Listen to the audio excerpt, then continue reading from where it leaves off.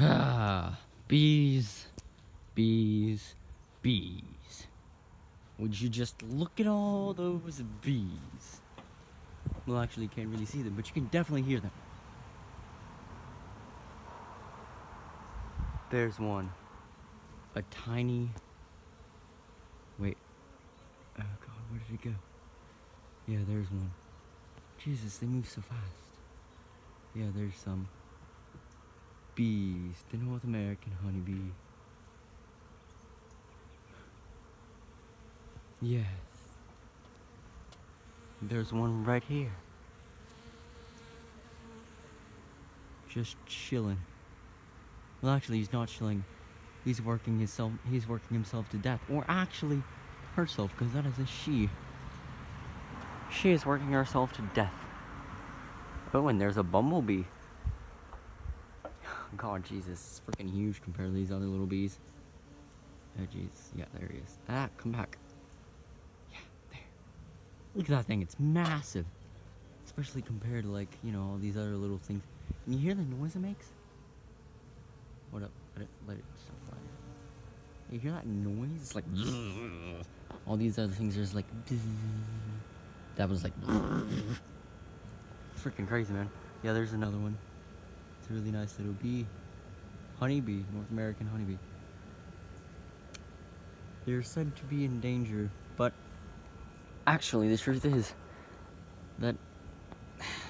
the North American honeybee is not actually endangered.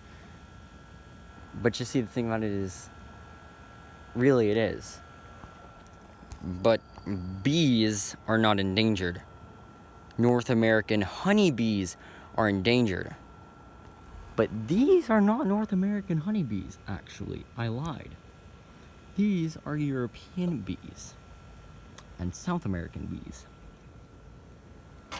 So in fact, you know, all these people are talking about, oh, the North American honeybee is going to be endangered soon, and soon it'll be extinct, and because they pollinate all of our crops, we'll all starve to death, right? Yeah, no. Because that is one species of bee that is critically endangered, okay? And the reason why it's endangered is not because of us. The reason why it's endangered is mainly because of these European and South American bees. You see, what happens is, they are called invasive species, okay? There are several good examples of these.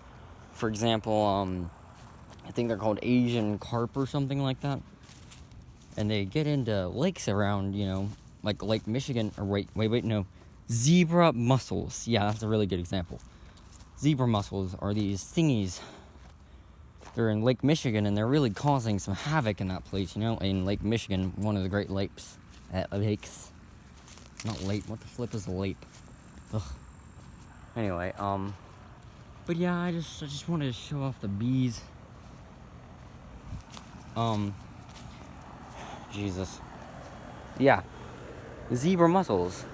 They were things that came from Europe, and what happened was they would get in the ballast of ships. If you don't know what ballast is, then Jesus God, I'm sorry, I can't explain it. No, I'm kidding, I can't explain it. It's pretty much like, inside of the hull of a ship, there's like two layers, like one layer here and another layer here. And they like fill up the area between them with water, depending on how buoyant they want their ship to be.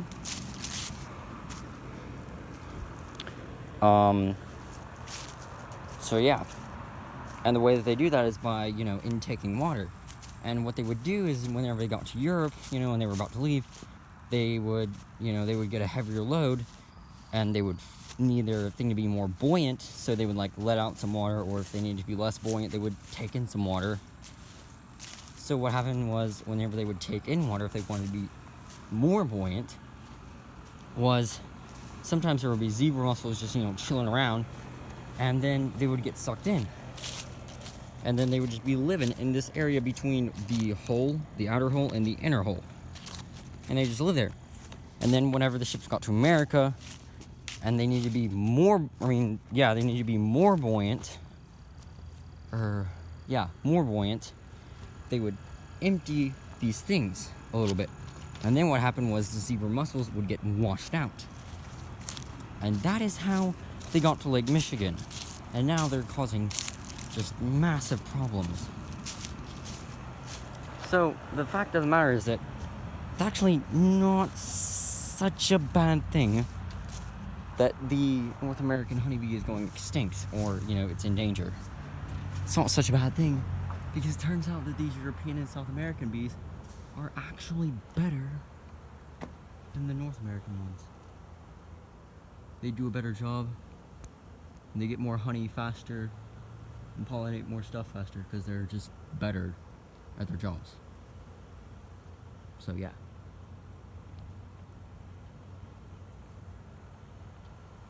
And also, just look at the really pretty cherry blossoms, man. It's just an ornamental cherry tree, so it doesn't actually grow cherries, unfortunately, because that would be kind of cool. But yeah. Spring. Oh yeah, another thing that's been blooming around this time is your daffodils. Yeah, daffodils. They're really pretty. Except for this one, it's kind of been, I don't know what happened to it. Looks like a caterpillar or something was munching on it or something. I don't know. But, yep.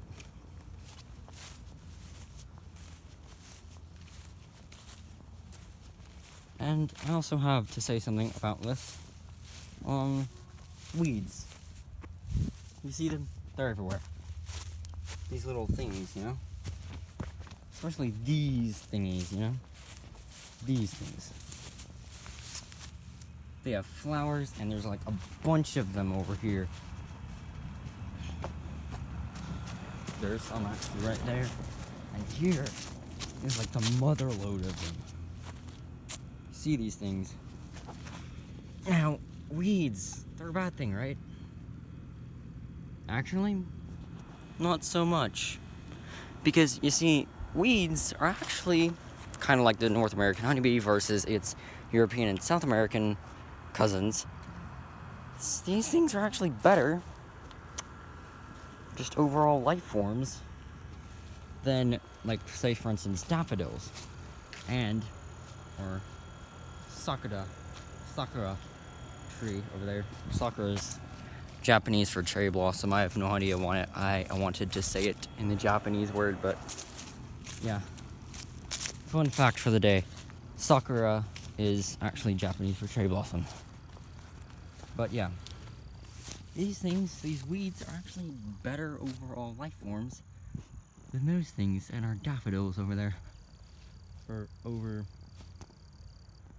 way over there. You can see them like right there under that tree. But yeah, they're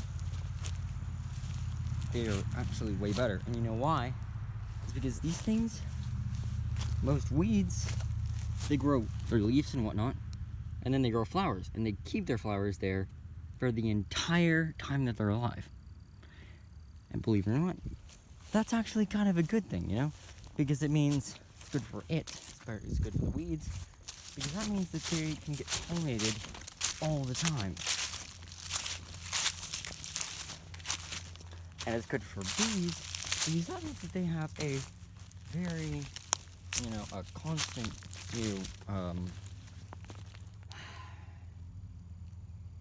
constant supply of nectar and pollen.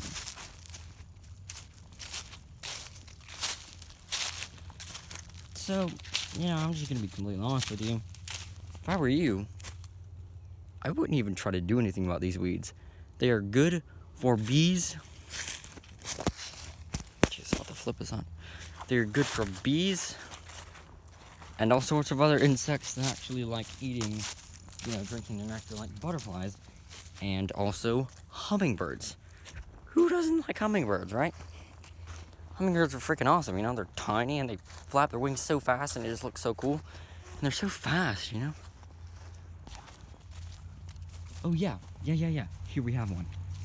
We have a massive bumblebee. Oh shit, he sees me. Fuck no. Dude, I'm just... He's freaking out. Dude, calm down. Okay, fine, I'll leave. He thinks I'm trying to take his nectar or something. I suppose he might also have his family living over there, though. Also, you know, since it's next to a food supply. And believe it or not, bumblebees actually live in the ground. Yeah, you see, one day I was figuring out that the hard way. One day I was actually digging around over here, and a bumblebee just flew out of a hole and stung me in my finger. And it hurt like hell, like Jesus God, I didn't even know what it was. Now I told my mom, and then she was like, "Oh, you must have found a bumblebee." And I'm like, "Wait, what? Bumblebees live in the ground? What?" Okay, that's kind of a little bit weird. Because, you know, honeybees, they live in hives and stuff. You would think that bumblebees would live in there too, right? Or something like that. You know, they would live in, I don't know, something like that. Nope.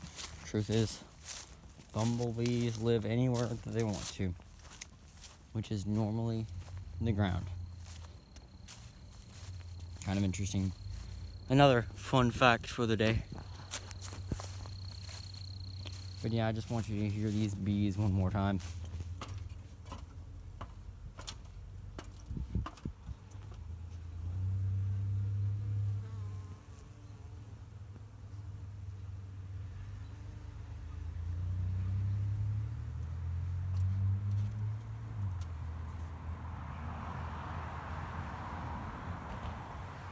Oh look, it's actually like a normal little fly over here. It's actually not a bee, it's like a fruit fly or something, I don't know.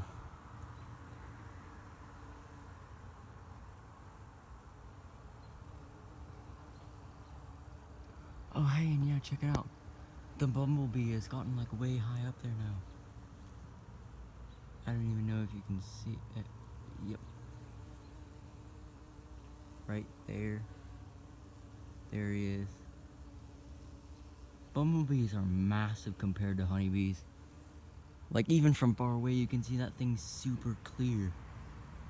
But, like, up close. Hold up, let me find a honeybee. Yeah, like, up close. Honeybees are tiny.